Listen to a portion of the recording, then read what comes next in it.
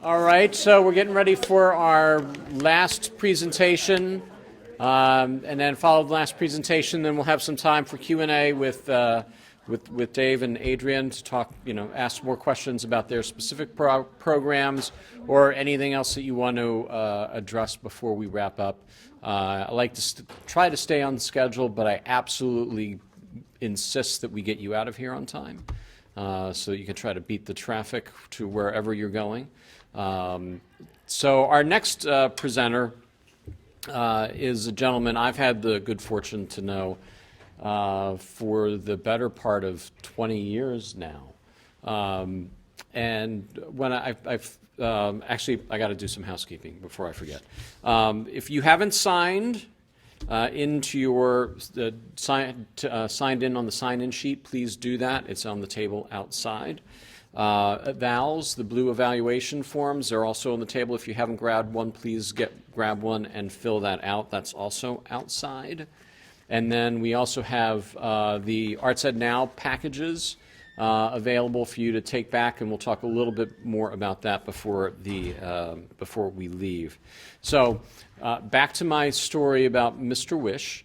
At the time, going back 20 years ago, I was running a program out of New York City called Save the Music. And I got a random phone call from a guy in San Francisco who was just starting his own program called Little Kids Rock. And it was the very beginning of the creation of that particular program. And he thought there was a way to kind of combine. He goes, I like what you're doing with Save the Music, and we've got this idea for Little Kids Rock, and you're at a rock and roll station, and maybe all this stuff would work together. And of course, I didn't quite see it the same way that he did at the time. But what that conversation led to was kind of what's been a 20-year, relationship, friendship.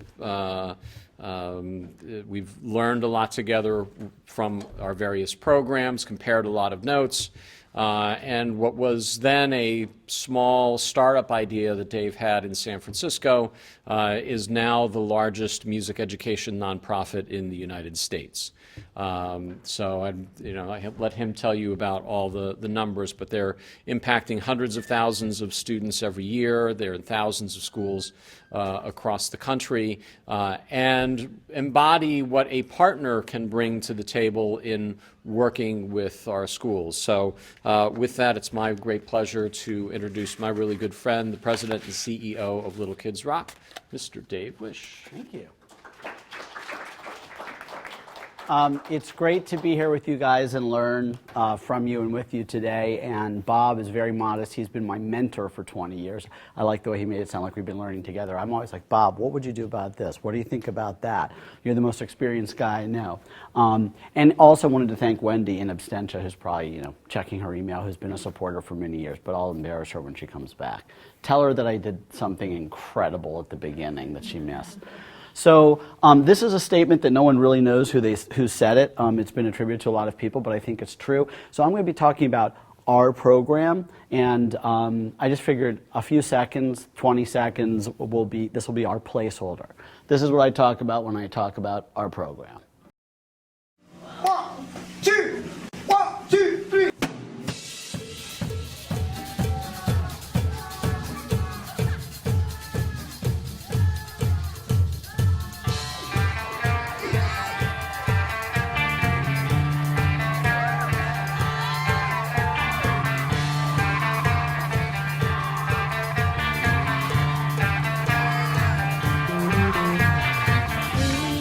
Please,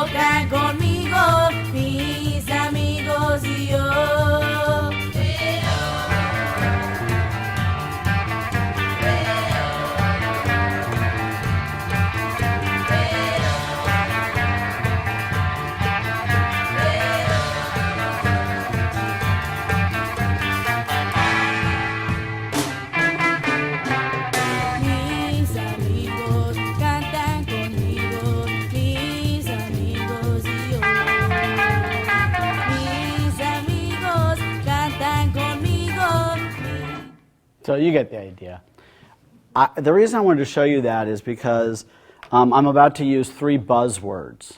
And buzzwords only have meaning if you understand what they are driving at. I consider the work we do to be at the forefront of what I would consider to be highly inclusive, culturally sustaining, and student-centered music education. Highly inclusive, you may have noticed there was the A squad of dancers who could really do the cumbia stuff, and then the kids on the side who were like still trying to figure out the steps. You had your section of electric guitarists who are super advanced, and you also had your beginners, and you had the entire class involved, special needs children, everything. You saw authorship, the kids wrote that song. Culturally sustaining, how many of you would hazard to guess that the children that you saw in that video listened to that type of music? So it's culturally sustaining means music that sustains you, that is of your culture and is authentic. So anyways, I'm going to go out of order, which is what I always do. And I'm just going to tell you a story about why we do what we do and how we teach what we teach. So this little kid always has pot roast every Saturday night. And he notices that his dad, who cooks it, is really usually a very frugal person. But he cuts off the end of the pot roast and he throws it away. So it's like one day he asked his father, "Dad, what's up with that? Why are you getting rid of the edge of the pot roast?" He's like, "Oh, that's easy, son. Well, when you cook it, it burns the outside, but it locks the juices in. I think, but I'm not sure. My mother did it that way." So they go to Grandma's house, and the kid's still not satisfied. "Grandma, why did you cut off the end of the pot roast when you would cook it?" She's like, "Oh, simple. It just allows all the flavors to wick through the pot roast, you know? I think. But, I don't really know. My dad used to do it that way." So they go to the old age home, "Hey, Grandpa, why did you cut off the end of the pot roast when you would cook it?" "What? The pot? Why would you cut off the end of the pot roast when you would cook it?" "Oh, because my pot was too small." So why do we teach music? And why do we teach music the way that we teach music? I think there are a lot of people who feel they know the answer the way the mom did and the dad did. I think I know why we teach jazz in our schools. I think I know why we teach chorus. So Bob actually did a great tour for us a long time when he came out and spoke at one of our thingies. And I thought I had the slides in here, did I? Yeah. So I'm going to give you a very rapid fire, literally 2-minute, less, history of music education in the U.S. public school system. Here's one of the progenitors of the whole movement. Starts back in 1838. So we're talking about a stream of education that's actually really relatively new. Moving forward, you'll see that there's the earliest music education was linked to choral music, which was linked to religious institutions. You'll see that's followed golden age of brass bands. People are still just singing in schools, 1886. The top popular groups by 1900 are right there. JPS stands for John Philip Sousa, right? Da da da da da da da da. And if you look over at where is it? And so that whole movement of music ends in 1917, and a little bit later, brass bands enter the U.S. public school system, starting a pattern you're going to see. What's the pattern? Music's really popular. People are listening to it outside of school. Okay. That music stops being particularly popular in the broader public, and then it comes into school. Okay. So we'll move forward. We've already went a whole century in just 30 seconds. Big bands are coming up, right? Basie, Duke Ellington. Is jazz yet in the public school system? No, and it won't be probably for about another 40 years. So here goes 40 years. It's first colleges begin offering degrees in jazz, etc. And we're still not even at a point where we have jazz in schools. We move forward. Now jazz starts coming into schools, right? So what I showed you earlier, and jazz comes into schools. I'm a little dyslexic. Where does that come in here? Who sees it? Jazz comes into schools? Yeah. 1968? Good, 1968. So like a few decades after the heyday of jazz as a cultural movement, right? So the program that I showed you, I'd like for you, although it was a Little Kids Rock program, I like to think of it as something that I call modern band, okay? You have chorus, we saw chorus. You have marching band, John Philip Sousa music, right, and stuff like that. You have jazz band, and now Little Kids Rock has pioneered this term modern band, and the U.S. public school system is beginning to pick up on that. So now I'll go a little bit back in order. I'll just show you a very short video about what is modern band. What do we mean by modern band when we say modern band? And that is, no, one more. This. And now I go like that. No, hang on. Technical difficulty. No, hang on. This is the, oh, I bet it's, no, that's the laser pointer. Oh, I didn't know I had a laser pointer. That's cool too. I'm going to use that later. Well, I'll just tell you, I know what the movie says. So in jazz band, you have a standard set of instruments and you have a standard set of repertoire. What are the instruments in a jazz band? Shout them out. Bass, drums, percussion, sax. Yeah, you need this many saxophones, you need this many trumpets, you need your rhythm section. Great. How about in an orchestra? What do you need?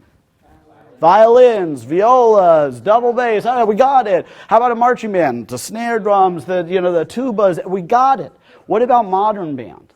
Well, modern band, oh, okay, wait, repertoire. What does marching band play? Marching music. What does the orchestra play? What composers maybe? Yeah, you got it. And what do jazz bands play? Yeah, exactly. Ellington, Basie, whatever. Okay, so modern band has a set of instruments. And modern band is guitar, bass, drums, keyboard, ukulele, turntables, electronica, and everything that's needed to play the repertoire. What would you guess the repertoire, the stylistic repertoire of modern band is? Say it again? Rock, rap, disco, top 40, all of the music that's culturally ascendant at this point in history, right? This becomes important for a variety of reasons. I'm going to lay some stats on you that I found fascinating. And then I'm going to come right back to talking about ESSA and how all of this connects. If you take jazz band, if you take all the music that Americans listen to in every format, streaming, downloads, and physical purchases, across all sectors of this society, and you measure what musics are being consumed, a very interesting fact pattern emerges. If you take jazz, classical, folk music, children's music, and world music, 5 genres, that represents less than 5% of the market share of music that Americans are listening to today. Let that sink in for just a minute. Less than 5%. The only one of those that has more than 1% market share is jazz band, which is, or I think it's classical, which is like 1.4. These are all amazing forms of music. They represent 5% of what all of us as a civilization are listening to. However, if you look at school music programs, they can sometimes represent 100% of what is being offered to students. So there is a cultural chasm between what we listen to as a civilization and what we're teaching in schools. And it's difficult to think from my perspective as a music educator that you can have a well-rounded music education that's only focusing on a certain set of genres. We need to expand that pie, and that's what modern band does. There is no music that's better or more impactful by its very nature. There's only music that's better and more impactful by the person who's using it and experiencing it. And there is no one size fits all. So now I'm going to get to the next part of my talk, which is, so you guys all understand basically what modern band is. Is that sort of clear? So here's how Little Kids Rock works. We've been providing teachers with 4 things for the last, almost 2 decades now. We recruit them and give them professional development to teach them to teach children this kind of music using new pedagogical approaches. Because if you're a piccolo player or a saxophone player and you're called upon to teach this music and you're not listening to it, there's a knowledge gap. I wouldn't know how to teach this. Well, that's where we come in with professional development. We also supply curriculum so that you've got something to work with in your school, and we also supply instruments. You may not have those instruments, so we remove that barrier. The last thing we provide is community. We bring our teachers together in great numbers in various times and ways across the country. Have a national conference, we have regional conferences, and currently we have a network of about 2,600 schools that we're working with, that many teachers as well, who are currently serving about 500,000 students each week in across a network of 45 states. So before I step off the historical part of that, I just want to disambiguate. Little Kids Rock is a proprietary not-for-profit, right? We do that. Modern Band is like jazz band or orchestra or whatever. It's open source. Any school, any district can use it. It's not owned by us, just like chorus is not owned by anybody, and the way you do a choral program may be very different from the way you do a choral program. Modern Band is that way. It's engineered to be that way. It's engineered, actually, and this gets to some of the comments that some of the other speakers were saying. I think it was Vince who said, we don't even know what the world's going to look like 30 years from now, or it might have been Bob. We're trying to build music education that actually moves at the speed of music, right? So when you look at that history lesson I gave you before, you know, where the music's really popular and then 15 or 20 years the schools catch up. We don't live in an age like that anymore, right? You know, like my children grew up with CDs. Their children will never know what a CD is. I grew up with records. My kids never knew. Music is changing, you know, every 10 seconds along with everything else in our civilization. So Modern Band is an attempt to bring music education that moves at the speed of music into schools. So with that, I want to talk about social and emotional learning. I want to talk about mental health, and I want to talk about trauma, etc. These are one of the things that Bob said we would have been laughed out of a room a couple of years ago. So for those of us who work in the public schools, and I'm just reading, I have a note on here. We know that education is actually, while it's super inspiring and wonderful, it's no laughing matter, and our kids come to our schools often having experienced very significant obstacles, very significant trauma, and I can't remember who said it, but someone said, like, you know, you can't expect the kids to be learning if they're grappling with all of these things, the Maslow hierarchy of needs. You know, you have to address that. So here's an email I got from a New Jersey teacher that I wanted to share with you that I think gets to the heart of what culturally sustaining means and what engagement means. So it says, "Hi Dave, I want to tell you a story from the classroom that will hopefully keep you inspired today. A few weeks ago we did the hip-hop rap unit that you recently sent out. In this unit we watched the Cypher video in the presentation where Eminem is rapping with his friend. In the rap, Eminem rapped about how sometimes he didn't have food. I assigned the kids to write or freestyle a rap." By the way, who here knows the difference between writing and freestyling a rap? Okay, that's okay, it's fair. I didn't know till we hired a rap specialist. Writing is when you actually compose it and you know what you're going to say. Freestyling is when you make it up. And here's this teacher who doesn't listen to rap, and she knows the difference. Why? Because she's had professional development, and she's learned techniques that she can share with her kids. So I asked the kids to write or freestyle a rap that had to be about their truth. One of my students rapped about being hungry and the effects of hunger on kids in the U.S. When I asked him after class about his rap, he said that though his family receives food stamps, there never seems to be enough food in the house not to be hungry, that it, quote, just sucks to be poor. He said that if Eminem, who's his hero, can rap about hunger, then he can be brave too and let the world know there is hunger in the U.S. The silver lining is that we've helped the family secure additional food assistance, and I'm happy to report that he now has a full tummy. The family received help because the child felt empowered through Modern Band to speak his truth. But it also happens because of the training and resources that you give to teachers like us. I can't share any other details because of the FERPA, blah, blah, blah. So one of the things that you can get from ESSA, right, or from the title monies is money for professional development. I can promise you that that story could never have happened, not in that way, with that teacher in that school with that student without the professional development to help bring them forward. There's so much great professional development out there, and I think for those of us in the ed world, we also know there's so much not great professional development out there. And to echo the words of my friend my new friend Adrian, who, by the way, I might apply for a job at your school. It seems like a really cool place to work. Feel like we get along pretty well. Find the size that fits you, because the education is changing so fast, music is changing so fast. Your teachers who were in school 5, 10 years ago, 20 years ago sometimes or more, it's a breath of fresh air, and it can really address some of the core ideas that we're talking about through ESSA. So I want to actually go through each one of those here. So I wrote them down because I knew I would forget them. Engagement. So here's a little bit on, I don't know if I'll be able to get the movie to play or not. So now that movie plays, but I don't want that one. Let's see if the next one does. No. Here we go. So we did this is a group of school teachers from Philadelphia. With the exception of the sax player, nobody plays the instrument they're playing. Let me be clear with you. Nobody in this video is playing an instrument that they were trained at school and learned to play.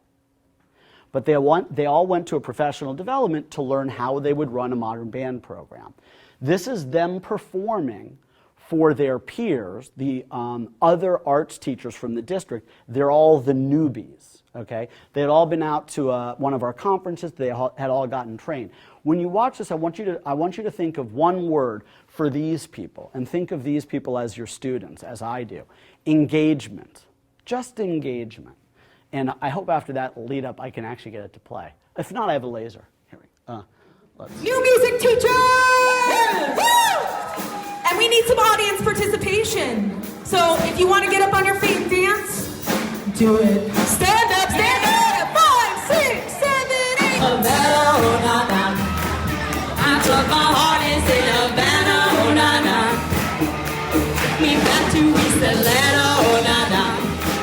Oh, but my heart is in Havana. My heart is in Havana, Havana, oh na na.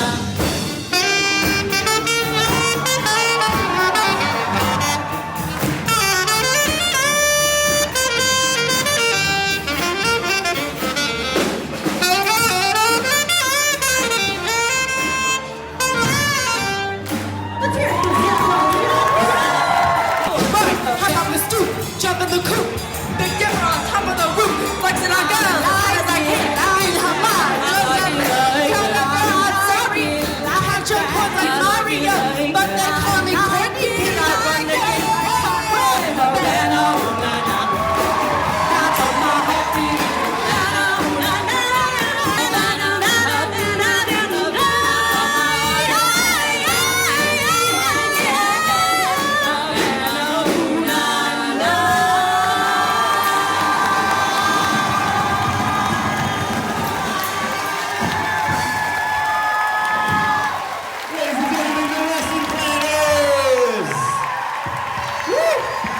So anyways,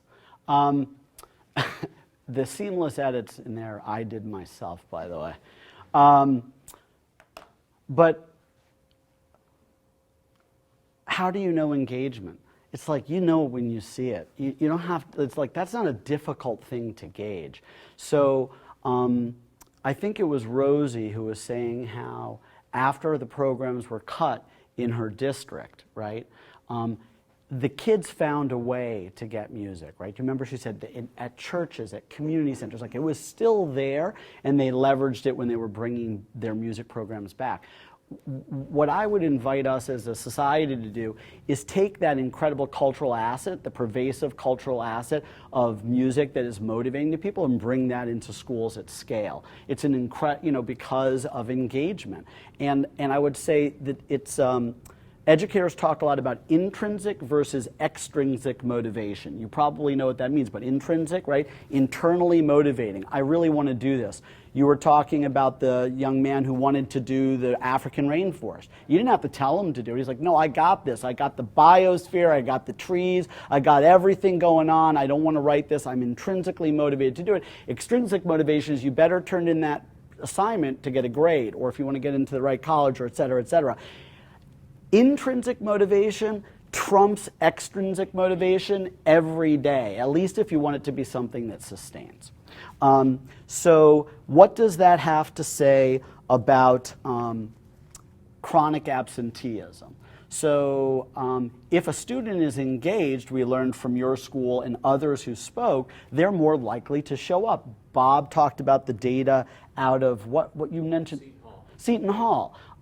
We did a study, which I forgot we had done, but we didn't really do it. Someone else did it on our program in Dallas. The Burke Foundation and the NEA did some study on our programs there and found that the program was highly correlated with decreased chronic absenteeism.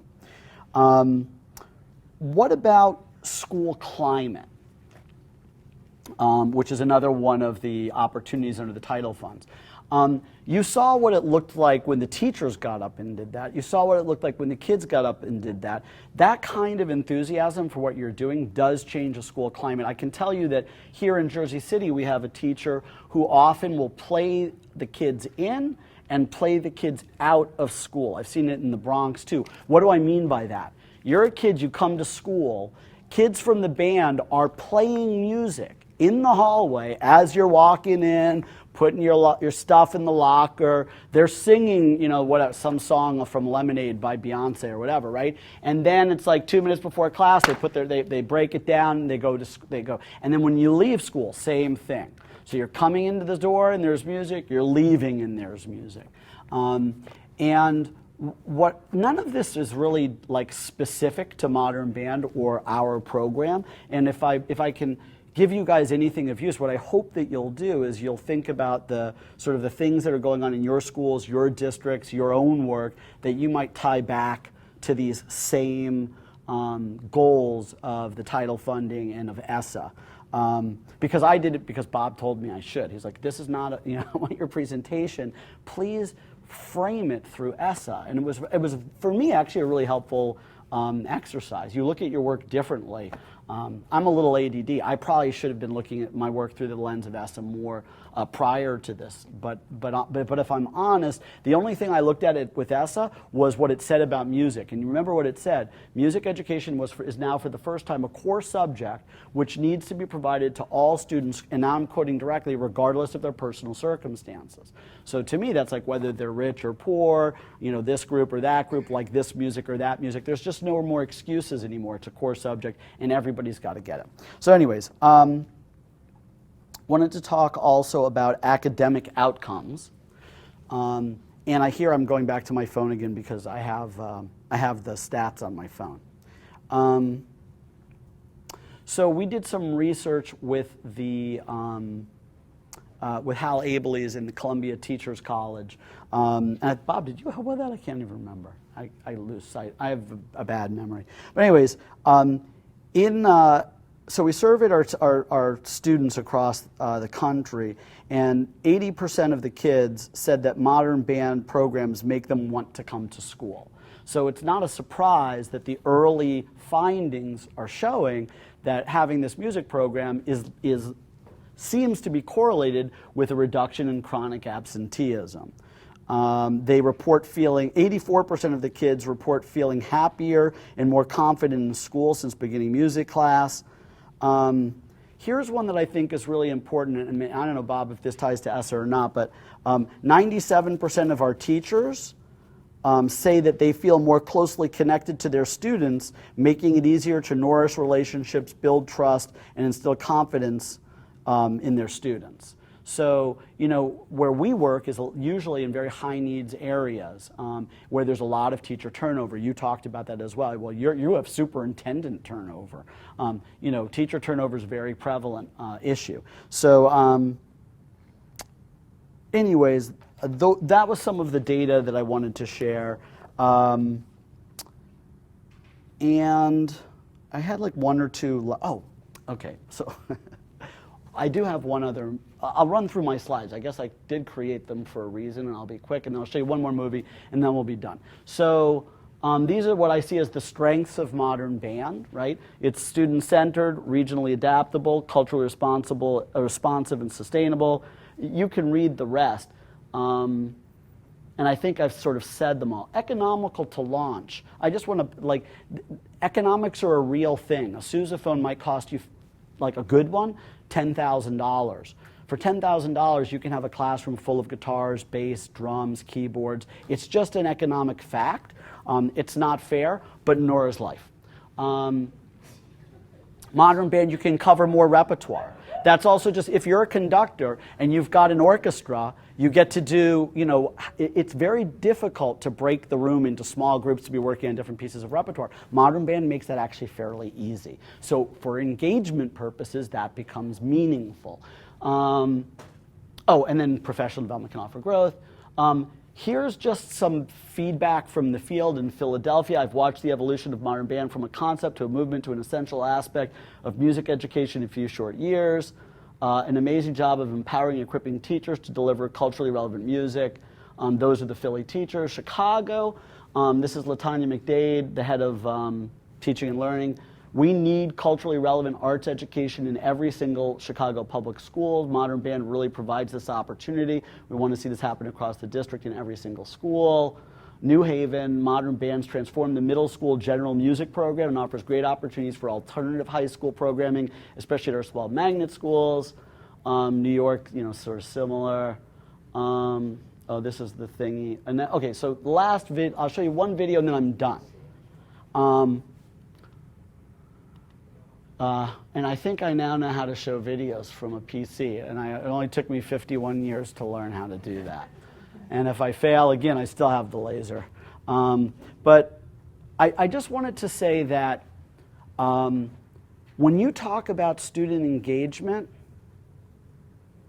I don't care what your discipline is. I think you need to lean into this belief system, that if you want to serve a person, you have to meet them where they are. Not where you want them to be, not where you think they should be, not where you think they will be, but right where they are, whether you're teaching social studies or art or music. So, my goal is to put ourselves out of business. We have teachers that come into the schools that are not necessarily prepared to teach culturally sustainable music, etc. Where does that start? At the colleges and the universities. Because the professors that are preparing the next generation of music teachers may very well not know how to teach that themselves. That's why we've begun working in colleges, offering professional development through this thing that we call the Modern Band Higher Education Fellowship. I'll let them explain it themselves, and then I'll be done. Music programs in schools are divided into basic categories, like jazz band, marching band, chorus, and orchestra. Well, what is a stream of music anyway? Let's take jazz band, for example. It has a specific standard set of instruments: trumpet, saxophone, trombone. What about orchestra? Same thing. Violins, violas, double bass. Marching band has the snare drum, etc. What would be the instrumentation of modern band? Well, that would be bass, drums, guitar, keyboard, vocals, and computer. What do students play, say, in an orchestra? They play a standard repertoire, and the standard repertoire might be Brahms or Mahler or Beethoven.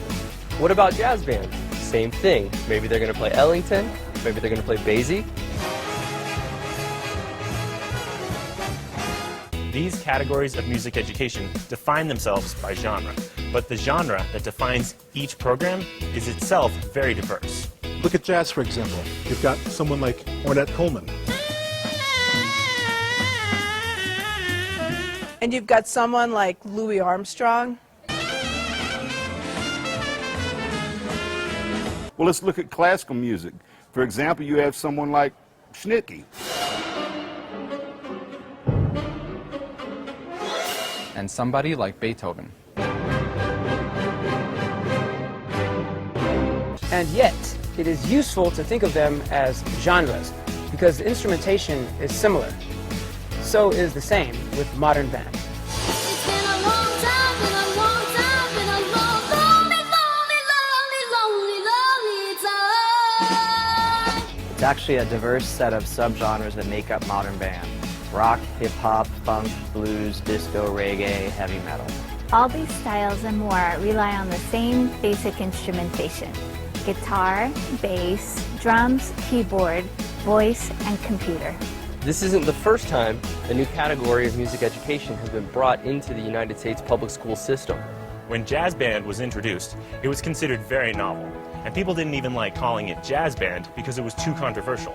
They called it stage band. Today's modern band is in a similar position. It's a program that leverages the cultural capital of today's children, just as jazz band did with youth in the past. Little Kids Rock partners up with teachers and school districts to build large-scale modern band music programs for the kids that they serve. These programs are intended to take their place alongside of existing music programs. We all know what a large orchestral program or large jazz band looks like at a school. But what does a large modern band program look like? Well, it kind of looks like this.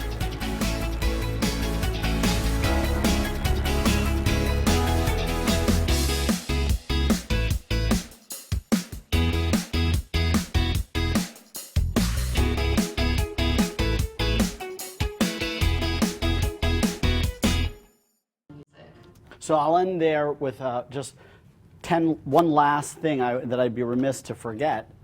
I don't know if that's the right way to say that, but in any event, we did a study actually with Quadrant Arts Research. One of the things you heard a lot of the professors talking about was the other 80%, large number, like, you know, music education is mandatory at elementary when you have a teacher. Then at middle school it becomes elective. And you know what happens? A huge numbers of kids elect not to participate. And it's terrible, especially because it's at a time where they're more interested in music possibly than they ever will be again in their lives.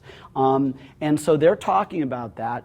We did a study in New York where we surveyed about 600 schools, roughly even, about 300 schools, high schools and middle schools that had modern band programming, 300 middle and high schools that didn't, but all that had music programs. And the ones that had modern band, it was highly correlated with an increase in participation.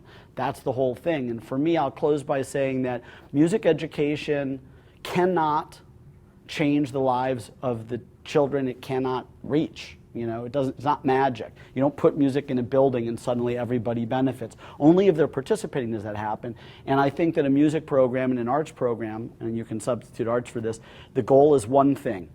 The way you judge whether you have a good program, to me, is do you make it possible for the most number of people to make the most amount of music for the most meaning for the most of their lives? That's a great music program. That's a great arts program. So anyways, thank you very much.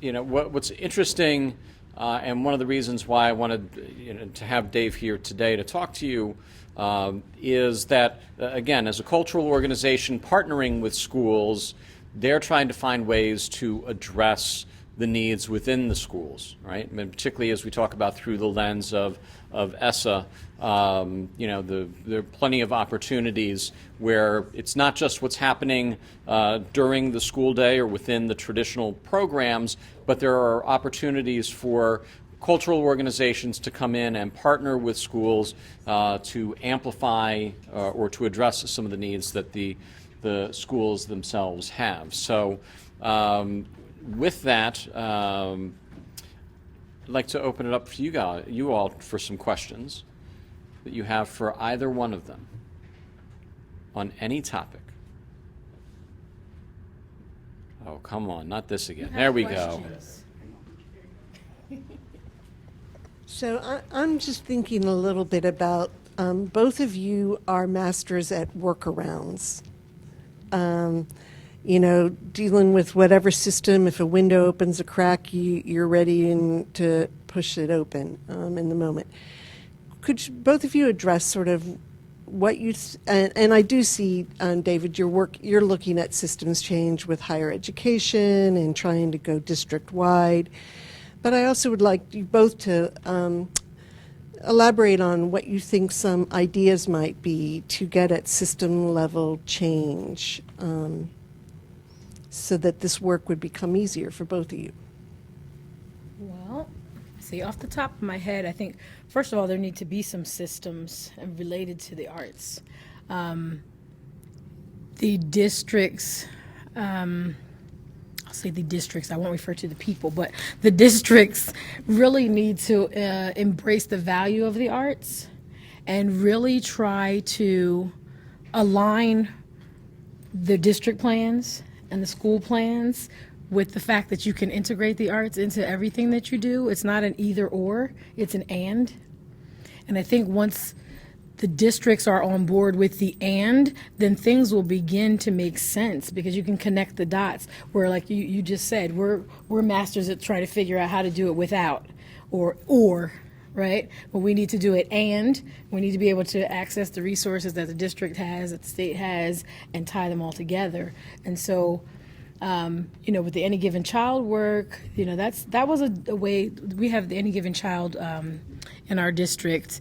It's a grant, and it brings together a lot of arts practitioners and educators and organizations, and that really opened up for me my eyes about some of the things that needed to happen, knowing that I didn't have all of the arts genres, that I wouldn't be a viable competitive art school ever until I had some of those things in place. But I think the district, for me, my district brings in some things, and then it's like, oh, here you go, here it is. But then what? Now what? So we need to answer the now what, and then we need to figure out the who and the why. The why is really important, and if we don't know why we're doing it, then that's probably why we can't advance in the direction that we need to. So we need to answer some questions before we can even set up any plans. And I'll answer that briefly. So it's fun to say it to you, Wendy, because I blame you for there's two books that I've bought like 50 copies of. One of them is Nonprofit Life Cycles, which we have all of our board members read, and I learned through the Dodge Foundation workshop. The other is one called The Switch, How to Change Things When Change is Hard by the Heath brothers out of Harvard. Literally one of the best and most informative books I've ever read. And I won't go deeply into it, but I'm going to give you something to really wrestle with. The biggest problems don't have big solutions, because you can't scale and sustain a big solution. You have to find a solution that will sustain. So for example, I'll give one story out of the book, not the best, but the one that I can get out in like 30 seconds. 2 million people a year die in hospitals because of doctor error. That's a lie, but it's a big number, right? I just made up the number. But it's directionally true, okay? Okay, that's the point. I think that comes from the book Lies. Yeah, right. Lies and the Lying Liars. And Statistics, yeah, right? Damn, yeah. But okay, so let's just call it X, but it's a lot.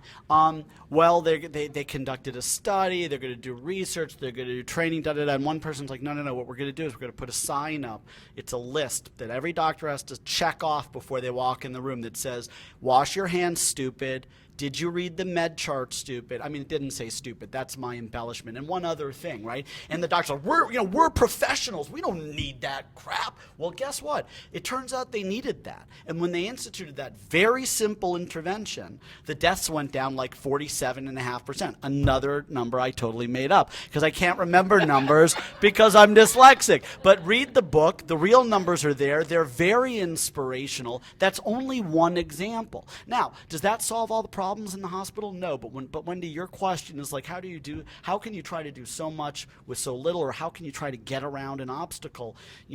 It's part of your thinking needs to be the way, and I think you're an excellent example of this, Adrian. You're just like, I need this, I need this, I need this, I need this. I can get that, so this is how I'm gonna figure out how to make it happen. So there's no silver bullet, but that book is awesome. You should read it. The Switch. All right, so yeah. I'm gonna tell the story with actually real statistics, not made up ones. But to illustrate the point, in New Jersey, we were having a problem with student participation at the high school level. And the problem that we were having was that in some communities, arts courses were not weighted equally with the other courses. So as a result, students were having to determine at the high school level, am I going to follow my passion to be involved in the arts and have that impact my GPA? Or am I going to go with what my parents are telling me to do, which is you got to get the GPA and keep your GPA up? So that actually happened to a state legislator, to his daughter. A gentleman by the name of John Bramnick, who is our Assembly Minority Leader. And when we did a study that showed that was creating a barrier, that GPA or the grade weighting was creating a barrier, and we shared that information with him, he said, you know what, that happened to my daughter. That happened to my daughter in Westfield High School, and it was so unfair. And he goes, we should do something about it. I said, well, you may be in a better position to do something than anyone else. He goes, you're right. Let's write some legislation and make it so that arts courses have to be weighted equally with other courses. So he did that back in 2010. It took 6 years before the bill actually made its way all the way out of the legislature and onto the governor's desk. In January of 2016, Governor Christie signed that law, and the very next year, which was the 2016-17 school year, student participation in the arts in high schools increased by 10% in 1 year. Okay? Bigger problem, simple solution. With real statistics. So. I told you he's better. He's better in every way. Other questions? But can I just add something to that? Yeah, absolutely, please. I just think it's hitting those leverage, those big leverage items. It doesn't have to be a whole lot of things. It just has to be the things that matter, and they don't have to be monumental. It's just finding this is what you need. This is, I think, if I flip this switch, this is going to happen. And so that's really the whole idea behind it. You don't have to do a million things, and you're not going to do it all overnight, and you can't do it by yourself. So you look for the things that are going to get you the biggest bang for your buck, and you do those first. And then you flip that switch, and then you flip another switch, and then you keep moving until you have all the lights on, you know. And I also think related to that is even if you're not successful at first, you're doing the legwork to prepare yourself to be successful. So the work in Patterson to restore programs started back in 2012. It took them 6 years to get everything back into place, and it took having a new superintendent come in that created the perfect conditions so that all the work that they did leading up to that could then be actualized. That they were ready. When a new superintendent came in, they were ready to make the case, and boom, all the remaining arts programs come back in. So even if you're not successful at first, it doesn't necessarily mean that you won't be successful. And that's where perseverance comes into play, and staying with it, and stick-to-itiveness, so that you're ready, so that when conditions change and become more favorable, that you're ready to shoot the gap and take advantage of it. Yes, sir. My question is mainly for David. So once again, I'm at a school where you have to audition to get in, and there's all these disciplines of performing and fine art, but every year we do a spring musical. So when that happens, anybody can audition in the school for this musical. And when you was doing your workshop, you had mostly music or band teachers or professors, and they're getting this idea of this band to get the other 80%. But what we find in our school is that our teachers are very possessive of the people that's in their discipline.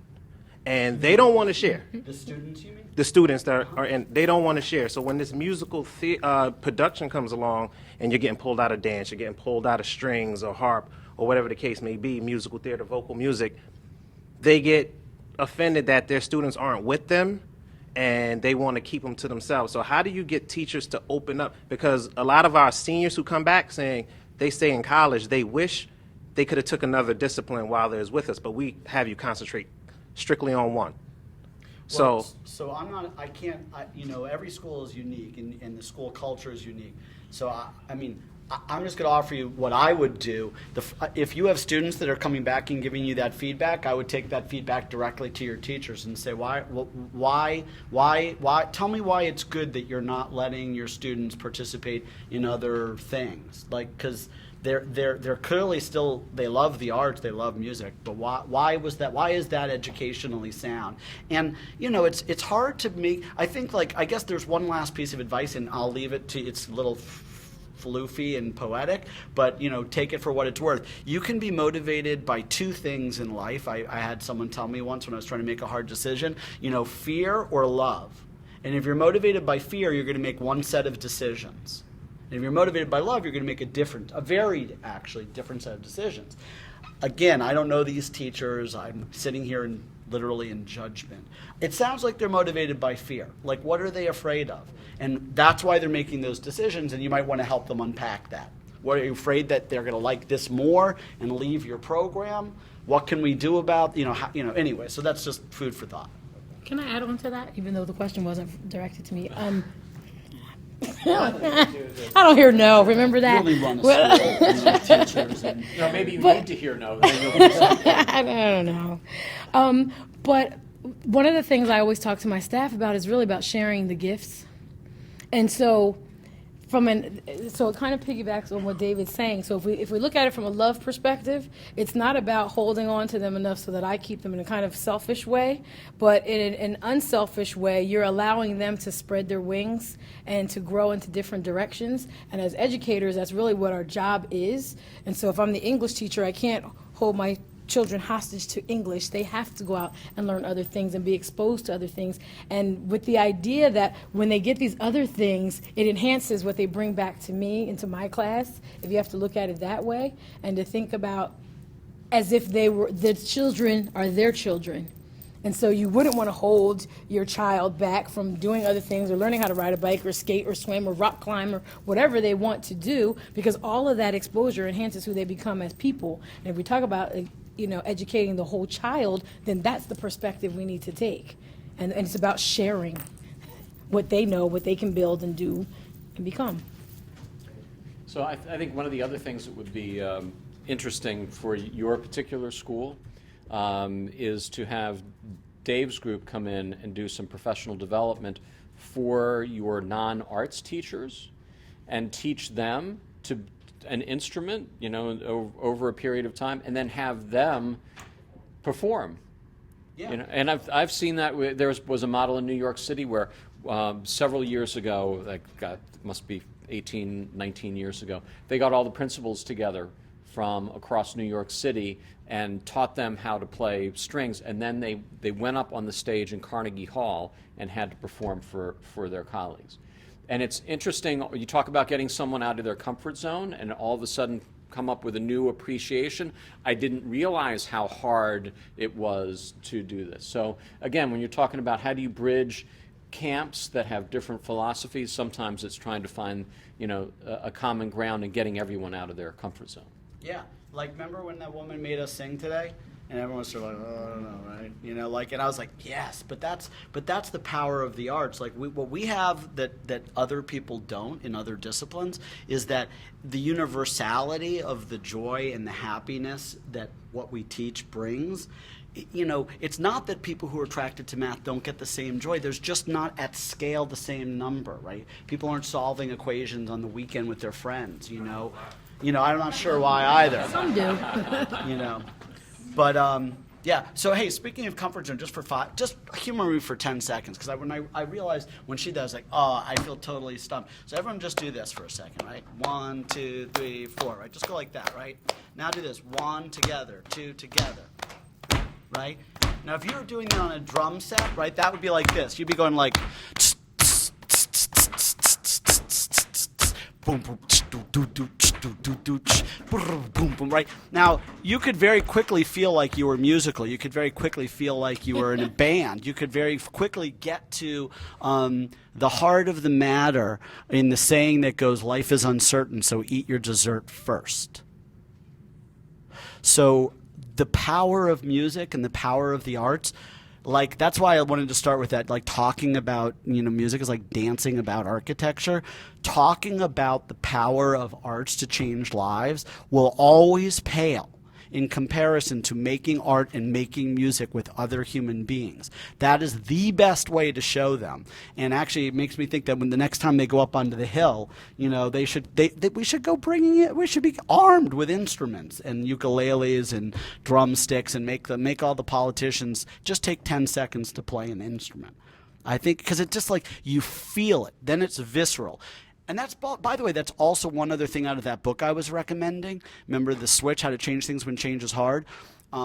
Like there's this one scene in it where there's the multinational company, and they realized they were spending $20 million, another fake statistic, every year on gloves, right?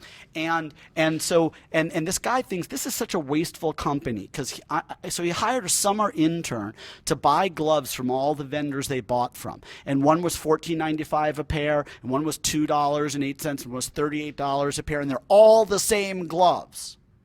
So he goes to the boardroom of this very big place, and because what would a normal person? I happen to think that our company is engaged in wasteful spending. Well, let's found a focus group, and we'll get back to you, and then we're going to report to the board. He's like, no. He hired an intern. He came with the gloves. He piled them in a giant pile on the boardroom table, and he didn't say a word. And the board of directors walks and like, what's up with these gloves? Why is this one $20 and this one too? And so when everyone sat down, it's like, so you see that? Does that seem strange that all those gloves have different price points? Those are the gloves that this company buys in different regions, and those are the price points we pay. And you know what everybody said? That's ridiculous. That's crazy. Well, what did he do? He made it visceral, right? He made it so that they could feel it. They're not thinking about wasteful spending. They're feeling it in their gut, and they're upset about it. And they're like, this is stupid. We have to stop doing this. Well, a countervailing thing with the arts, I think, is, and I don't think we should ever forget it, there's nothing that sells a great arts program like a great arts program. Shine a light on it, share it, and think of ways that you can make it visceral and palpable, both for the students who benefit from it, but also from the people whose hearts you're trying to melt. Because you have the advantage that they probably don't not like the arts, but you got to make them feel it. Other questions? Come on, last chance. Oh, right over here. Hang on a second. We'll get you one. And then back here. Thank you. Got it. My name's Sarah Walco. I'm the Director of Education at the Visual Arts Center of New Jersey. And so my department does a lot of visual arts outreach programs similar to kind of your programming in music. And then we go in schools and implement programs.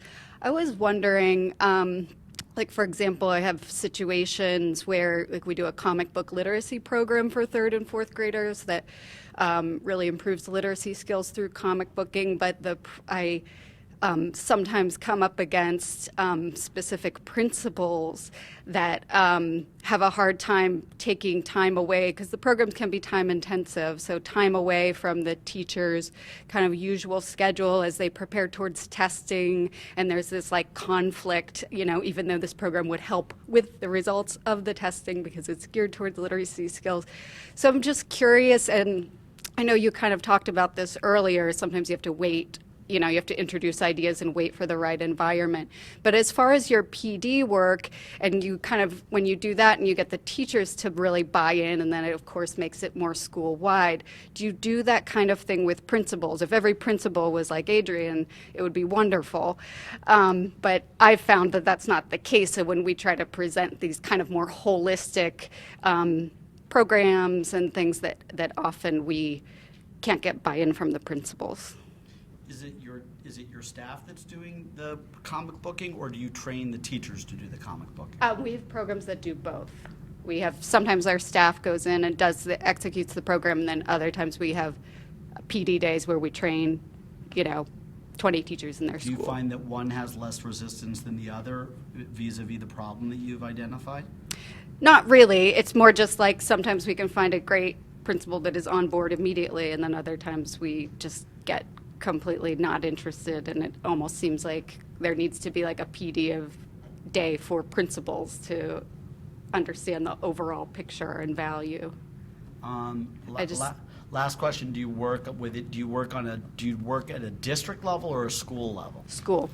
Well, So- actually both. We're Both. starting to do both. So a lot of the resistance that we met in our early days, and it's not like there's no resistance, but there's lots less than there used to be, and like really substantially less. But we work exclusively on the district level and above, so it's like it's a district priority, and it makes a lot of difference, because if you're trying to sell to one administrator, you win or you lose. But if the district's bought in, it's a little bit more downhill. One small suggestion. One last question. Was that Dale? Yeah. Dale Schmidt. I was intrigued and delighted that you both framed arts education learning in the terms of social emotional learning. And I think for those of us that have spent much of our lives in the arts field, that's a shared belief system. And so I'm wondering if you could elaborate on how you've been able to engage others in that dialogue, and what kind of resistance have you run against, or support for SEL competencies and their intersection between arts and non-arts learning. Well, let me say, I think in the beginning, I view my staff as my class. And that kind of helps because addressing the social emotional learning of my staff is huge. Recognizing that everybody brings something to work with them that's going on in their lives or their hearts or their heads or their spirits, and trying to give them some context for how our students are feeling and living and breathing, right? And so the same way you want me to treat you with some respect and give you some empathy and some sympathy and a shoulder to cry on and someone to lean on when you fall or someone to support you when you're weak is the same thing I want them to give to my students. And so I try to demonstrate that with my staff, and we go through lots of tissues in my office, and I know way more of their business than I probably want to, but I really do try to model that for them, just how to keep it human. Like, we get so caught up in these deadlines, assessments, and mandates and directives that we forget to be human. And I always want them to be human with my children, and always want them to be human when they're addressing the parents, or when there's, I'm trying to have a conference, or these parents don't care, or they don't know. That's not true. You can't make that assessment, and you're not being fair when you make a judgment about people when you know that everybody's carrying this invisible backpack full of stuff. We all have it, we just manage it differently. Right? Some people are able to leave some things at home or in the car and pick it back up on their way out, and some people carry these things all day. Our kids are carrying heavy loads. And so I think almost everything I do comes from a social emotional learning type of perspective with my staff, and really helping them to connect with something. If they say, well, this kid did X, Y, and Z, and I need him to do it. And I say, well, wait a minute. Let's talk about the time when you had a difficult day. Sometimes it's just a bad day. It's not the rest of my life. I'm not a horrible person or kid, right? It's just a bad day. And so we need to be forgiving. I spoke in one of my staff meetings about forgiveness. Forgiveness is huge because sometimes we're so unforgiving of our students. Yesterday you acted up in class, so today I'm going to come in and I'm just going to be right ready for you, and I got the referral written up and you're going straight to the office. And how about, David, yesterday we had a rough day, but I'm confident and I hope that you feel better today, and that today we can move forward, and I know you're going to do well. And how that makes a difference and how David's day goes, right? Thank you. And consequently, how well your day goes. Because if you make David's life rough, he's going to show you. He's going to win every time. He's going to make it way tougher than you could ever make it for him. So I just kind of always use that perspective, that everything we do is about being human and being mindful of what people bring, not making excuses for, and not, babying, but just being mindful and just taking care of each other. I do that with staff. I mediate with my staff sometimes when they're having a challenge with something. I sit them down the same way I would with the students. Okay, listen, let's get through this because we have work to do. Like, we don't have time for all this. Drama is in the drama class. Sign up with the teacher and see if she'll let you in. But other than that, I need you to just try to work through this so you can help my kids, right? Last word, Dave? I'll give a very short answer that I think is, first of all, it's super honest, and it might be a good wrap-up. The truth is, Dale, I don't. I've never used social and emotional learning to sell the program. And what's funny is, like, to the Amen choir or whatever, the Amen corner, like, it's like, no, duh, we all know that. And that's why we love the arts. That's why we're artists. Duh. Like, but it's like, well, it improves test scores. We say that. Oh, it's good for math. You know, what we don't say is, like, it's really fun. It's awesome. Like, I love it. You know, it makes me feel happy to be with other human beings. Like, so I haven't done that. And the reason why I think this is a good closing comment is that, you know, they say that you learn through teaching and you teach through learning, right?